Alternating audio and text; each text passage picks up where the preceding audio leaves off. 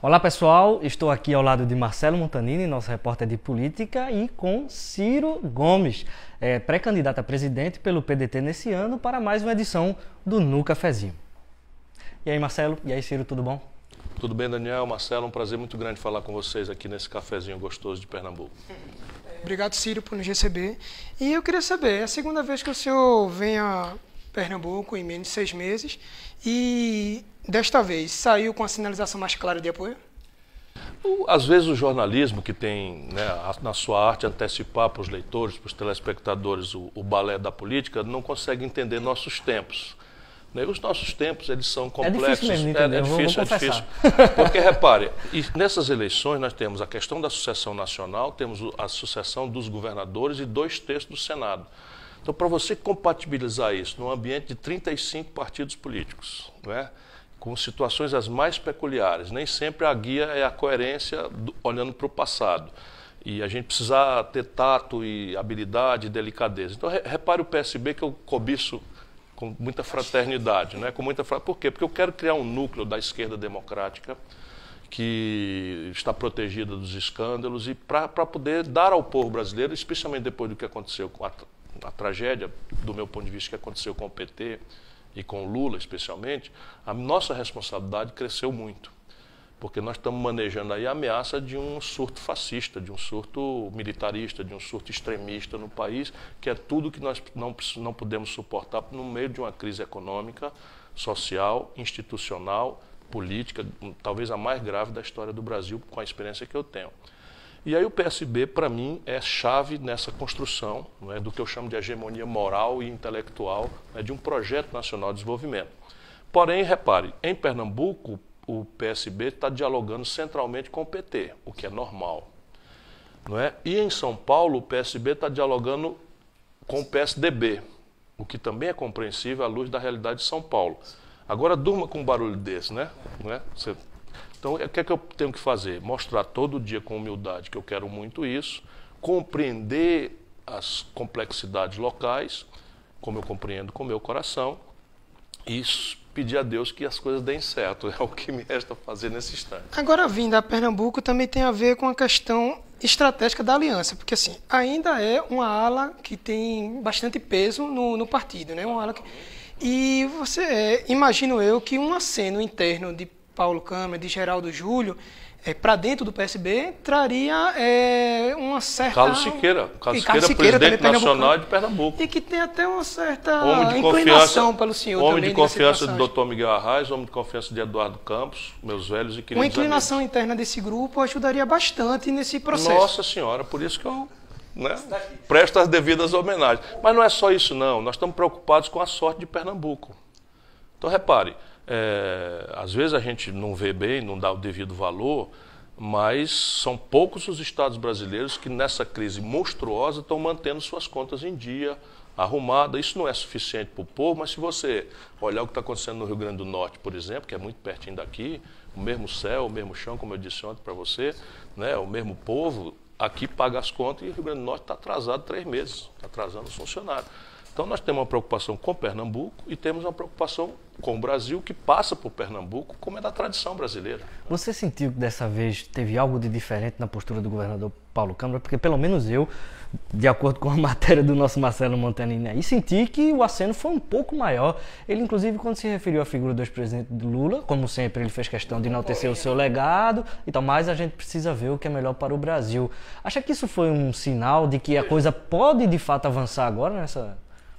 Eu digo isso, se me permite, eu digo isso só porque essa semana se falou muito dessa amarração entre PT e PSB nos estados. Mas aí a gente teve o Rui Costa, governador da Bahia, que deixou Lídice da Mata do PSB de fora da chapa. A gente tem em Minas um problema também. Em outros estados... O PT também vai ficar de fora da chapa do PSB, isso causou uma certa rebelião lá. Então, se dentro do PSB existia essa tese de que essas alianças com o PT iriam para frente e a gente vê que agora pode não ir, isso abre a porta aí para essa Eu sou um inveterado otimista. Na minha análise, o PSB está entre não ter candidato ou me ajudar. Liberar os estados. Fazer história junto comigo, porque será a primeira vez na redemocratização que nós vamos oferecer um novo campo ao povo brasileiro sem desmerecer os companheiros do PT, mas também sem nos obrigar a explicar algumas contradições que são absolutamente inexplicáveis, tanto mais para quem tinha e tem a história maravilhosa como tem o PT. Eu respeito muito, mas nós temos a obrigação de criar um projeto que alimente 207 milhões de brasileiros, que vista esse povo, que dê condição de saúde, de emprego, não é? de enfrentar essa violência que está simplesmente desmoralizando a autoridade no Brasil. E isso tudo é uma tarefa muito grave, complexa, difícil, né? Que precisa ter muita clareza, muita experiência, muita disciplina. E eu saio otimista, eu tenho essa, né, sou um inveterado otimista e explico por quê. Porque o tempo vai mostrando, não é? Quem tem a obstinação, quem tem a humildade, quem tem a disciplina para respeitar os tempos. Cara, eu sou um quadro egresso recentemente do PSB. É verdade. Não saí pela porta do fundo, não saí brigando com ninguém. Eduardo Campos, por gentileza comigo, né, passou quase uma noite inteira assinando aqui cartas de liberação de vereador, prefeito, deputado estadual, quase a noite toda, não estou exagerando não, porque pediu a mim que a gente, eu tinha dado a minha palavra e ele rompeu com razão, tinha muitas razões, e ficamos muito amigos. Ontem encontrei Dona Renata, falando aqui Dona Renata, mas eu a chamo de Renata, eu não consegui falar uma frase de política, só me emocionei. Foi. Vendo ela com a serenidade, né, com todo o sofrimento que passou, mas empurrando os filhos, estimulando os filhos, vi ali a turminha toda crescendo, tudo, gente que eu vi criança. Pô, essa é minha turma. Se vai dar certo ou não, eu desejo muito que dê, mas pouco importa, essa é minha turma. Ciro, o senhor já falou em alguns momentos, até hoje mesmo, em relação ao núcleo ideológico, com o PSB e tudo mais. Só que o senhor também, neste momento ainda de amarração inicial, tem conversado com outros partidos, inclusive com o DEM, e que foge a esse núcleo ideológico, assim dizer. Já escutei de alguns socialistas que uma coisa seria uma adesão no segundo momento, mas quando o senhor costura nesse primeiro momento já uma aliança com o DEM, isso de alguma forma não desconstrói esse discurso de núcleo ideológico e ao mesmo tempo atrapalha nas costuras com o PSB? Não, porque é tudo feito com muita clareza, muita transparência, muita fraternidade e muita confiança. Não é? Por mais que se discorde de mim, eu nunca fui um homem que enganou ninguém. Os meus adversários no Ceará, por exemplo, que me conhecem mais de perto, só aceitam, né, acordos ou entendimentos se eu der a minha palavra, porque não há um precedente sequer em que eu tenha rompido a palavra. E o que é que eu estou dizendo a todos? Primeiro, eu não estou conversando com o DEM, eu estou conversando com um conjunto de partidos, que tem o DEM, mas tem o PP, tem o Solidariedade, e nessa última reunião estava o PRB também, para minha surpresa. E o que eu estou dizendo para eles é que essa contradição das minhas posições com as deles, olhando para trás, é inexplicável. Portanto, nós só temos um jeito de fazer isso à luz do povo, com a respeitabilidade que nós precisamos ter, que é construir um projeto para o futuro, em que a gente diga, as nossas diferenças do passado nós não vamos mexer. Por quê? Porque a minha tarefa é um olho na eleição e um olho no dia seguinte. Como eu disse, com o que aconteceu com o Lula, a minha responsabilidade está crescendo muito. Nós não podemos deixar o fascismo, para ficar aqui numa palavra, né, o autoritarismo, o militarismo, né, o extremismo, tomar conta do país numa hora crítica como essa. Nós não podemos deixar essa agenda antipovo, antipobre, antinacional se consolidar pelo voto popular por imprudência nossa. E nenhum partido, meu companheiro, nenhum partido vai fazer mais do que 10% da Câmara Federal. Nós temos que respeitar isso.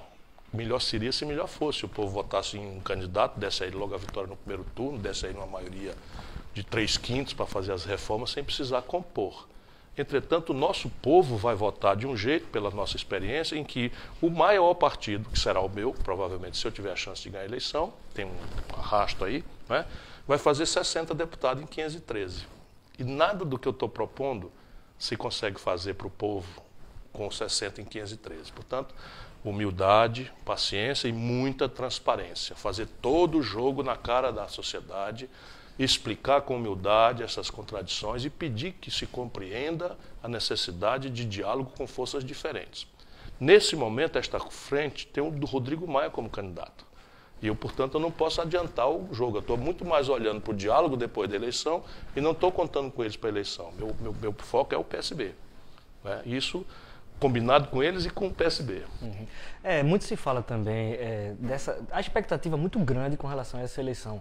Uma expectativa como se ela fosse o suficiente para poder né, passar, virar essa página e restabelecer a estabilidade, né, a democracia e tudo mais. O crescimento da economia que não foi possível nesse governo interino de Michel Temer. Como lidar com um Congresso que está cada vez mais acostumado com essa política de barganha? Você fala agora que é preciso ter esse diálogo e tal, mas é possível também superar essa lógica do Congresso? É possível, são 4 providências, 3 atenuantes para a lógica de impasse e um fusível. 3 atenuantes. Primeiro, como eu estou procurando fazer, propor antes. Então a sociedade devia exigir de todas as candidatas e de todos os candidatos que eles dissessem antes o que pretendem fazer. Por quê? Porque se você vota só no fulano, na história do deixa que eu chuto, no moralismo, no não político, não sei o que, nesses papos furados, não, você está simplesmente plantando a semente da vigorosa árvore da decepção e, nesse caso agora, da ruptura completa da estrutura econômica do país, porque... Da ingovernabilidade. E na iminência da ingovernabilidade. Então, propor antes. E isso você tem que ir com coragem, com clareza, com transparência. O que você está pensando? Se você escapar da pancadaria, você escapa você e a ideia. Então, isso tem um conteúdo plebiscitário que diminui muito a distância de um Congresso reativo a um presidente reformista. Segundo, desde o general Dutra, que se elegeu em 45, até cá, eu sou muito vivido, muito experiente, todos os presidentes se elegeram com minoria no Congresso. E todos tiveram poderes quase imperiais nos 6 primeiros meses a um ano. Portanto, o tempo da reforma são os 6 primeiros meses. E não é assim o primeiro dia, são 6 meses. Por quê? Para tirar o medo da mudança. Propor, chamar as universidades, chamar os partidos todos, chamar a experiência internacional comparada, chamar, enfim, todo mundo, os sindicatos dos trabalhadores, as entidades empresariais e fazer um grande caldo de cultura para desenhar o novo país que nós precisamos, a nova institucionalidade, o novo desenho, de maneira a perseguir a superação da pobreza, da desigualdade, retomar o desenvolvimento, gerar os empregos que nós precisamos, melhorar o dinheiro público para dizer de onde vem o dinheiro para resolver saúde, segurança, educação, esses grandes traumas do nosso povo. E, em qualquer circunstância, dar exemplo de combate à corrupção, que hoje é destrutivo à inconfiabilidade do estamento político brasileiro pelo mau exemplo da corrupção generalizada. Terceiro, como eu disse, em toda tragédia, o lado bom. Hoje, o Pacto Federativo Brasileiro está rasgado. 17 dos 27 estados estão quebrados. Mais de 60% dos municípios passaram o limite prudencial da lei. E tudo isso com reflexo nos serviços públicos. Portanto, o acordo agora é um grande redesenho do Pacto Fiscal em troca de um apoio orgânico, de atacado a um novo Projeto Nacional de Desenvolvimento e a sua institucionalidade nova. Persistiu o impasse, eu acredito que não persistirá, o fusível, chamar o povo diretamente a votar através de plebiscitos e referendos. Não faz sentido, em pleno século XXI, a gente tem uma democracia representativa do século XIX, quando o caba saía de Pernambuco para o Rio de Janeiro a cavalo, ou de navio, como fez a Argentina agora, que está ferrada lá numa situação grave. Então eu acredito assim que esses 4 remédios podem mudar a lógica que é de fisiologia, de clientelismo, que deu no que deu. Fernando Henrique e o PSDB nunca mais ganharam eleição no país, e olha o que aconteceu com o PT. Muito se fala da sua figura, da sua imagem, da sua postura também. Pelo que eu estou vendo, você é um negociador nato, uma pessoa que está buscando o consenso, inclusive com diferenças partidárias e tudo mais. Mas muito se fala também da sua postura incisiva, né, do seu comportamento muitas vezes assim, e isso é uma questão que deve ser decisiva nessa eleição, porque veja, Bolsonaro é uma figura que tem uma postura também muito incisiva, está na liderança das pesquisas, você também crescendo por ter também essa postura altiva. Acha que isso pode de fato fazer a diferença? E qual é o limite de ter uma postura altiva e ser conciliador ao mesmo tempo? A população precisa de um homem que tenha coragem de ir para o poder, servir ao povo e quebrar ou ser quebrado nessa missão. Ou seja, a população não quer mais, né, essa figura, né, gosmenta, ameboide. Eu acho que a figura do técnico ficou ali com o Dilma um pouco... E o inexperiente, o incapaz, e pior do que tudo, você não pode servir a 2 senhores. O Brasil hoje tem uma estrutura de banco e setor financeiro que está sangrando a produção, que está sangrando o mundo do trabalho e que está levando metade do orçamento do país. Essa é a questão prática. E eles são muito poderosos. Aí não pode dizer que eu sou ladrão, não pode dizer que eu sou incompetente, porque eu sempre entreguei, fui governador, fui ministro, fui prefeito, e sempre o mais popular do país, em todas as circunstâncias. E então vão dizer que eu sou bocão, que eu sou pavio curto, etc, etc. Eu sou indignado. mas eu jamais tomei uma decisão sob pressão imprudente. E assim é muito fácil. Hoje você tem o YouTube, tem o Facebook, tem o Instagram, vai lá olhar. Né? Quem tiver inseguro ainda. Agora, eu sou afirmativo e se eu for eleito presidente do Brasil, eu só tenho um senhor, é o povo brasileiro. Tem uma coisa que, até pegando um pouco o gancho da sua resposta e da pergunta, o senhor já começou até a comentar. Dizem que o seu maior adversário seria a sua língua. E, inclusive, tem um outro lado que bom, né? O próprio PT, ele meio que deu uma recuada por muitas críticas que foram feitas a Dilma, a Lula e tudo mais. O pessoal, a própria Gleisi tomou uma postura incisiva quando começaram a anunciar certa simpatia para o senhor. O senhor continua achando que a língua é o pior adversário? Veja, o homem, ele é o que ele é e a sua circunstância. O que é que eu faço? Eu não sou da máfia brasileira. Isso é que precisa ser entendido. Então, em Brasília, existe um certo pacto. Eu não denuncio o teu rabo de palha para você não denunciar o meu. Então, eu fui colega do Michel Temer na Câmara, chamei de ladrão.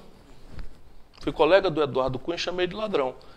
Olha onde eles dois estão. O Michel Temer está na presidência porque o Congresso Nacional impediu uma investigação que é impossível dele se livrar dela, bastou que ele saia. E o Eduardo Cunha está na cadeia. E olha o mal que essa gente fez ao povo. Se eu tivesse sido ouvido naquela data, se a justiça tivesse compreendido, não, pelo contrário, os dois me processaram. Aí eu fico de bocão, porque eu vejo as coisas antes e denuncio. Digo imprudência, vamos lá, qual foi a imprudência? O Ciro Gomes foi ministro da Fazenda, comandei a economia do Brasil. No dia tal, né, ele cometeu a seguinte imprudência, pá. Ele foi governador do 8º estado brasileiro, bem aqui vizinho, o Ceará. Aí no dia tal ele pegou e cometeu o seguinte abuso de poder. Aí foi prefeito da 5ª maior cidade do Brasil, Fortaleza. Aí assim, num belo dia ele perdeu a calma lá e fez uma bobagem, olha aqui o tamanho. Não tem essa. Mas a fama é injusta? Não é justa não, rapaz. Por os padrões políticos brasileiros tradicionais, que é uma espécie de omertá, que é a lei do silêncio da máfia. E eu não pertenço à máfia brasileira. Eu não sou do sindicato, eu não considero que existe uma classe política.